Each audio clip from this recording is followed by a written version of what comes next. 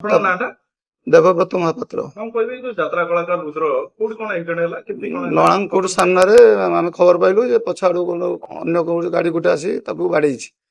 ବାଡିଲା ପରେ ସେ ସିରିୟସ୍ ହେଲା ପରେ ମତେ ଫୋନ ଆସିଲା।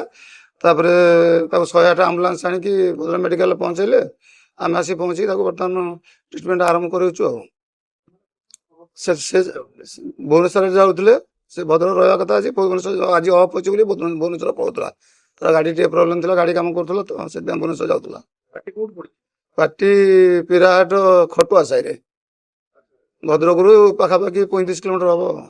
ସେଠୁ ସରିଲା ପରେ ସେ ଘରକୁ ଫେରୁଥିଲେ। ଘରକୁ ଫେରୁଥିଲେ ଆଉ।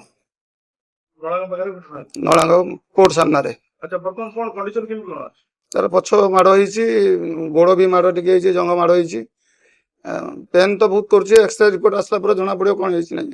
କାହା ଦେହରେ ଫେରୁଥିଲେ? ତାଙ୍କ କାହା? ତାଙ୍କ କାରରେ ସେ ନିଜେ ଚଲେଇ ଡ୍ରାଇଭିଂ କରେ। କୋଉ ଗାଡି ବାଡେଇଛି? କୋଉ ଗାଡିଟା ବାଡେଇଛି ଆପଣ ତ କନଫର୍ମ ନୁହଁ, କିନ୍ତୁ ସାମ୍ନା ସାମ୍ନି ଲଗା ହେଇଛି ନା ପଛରୁ କିଏ ବାଡେଇଛି? ପଛରୁ ବାଡେଇଛି ବୋଧେ, କି ସାଇଡରେ ବାଡେଇଛି ସେଟା କନଫର୍ମ ନୁହଁ।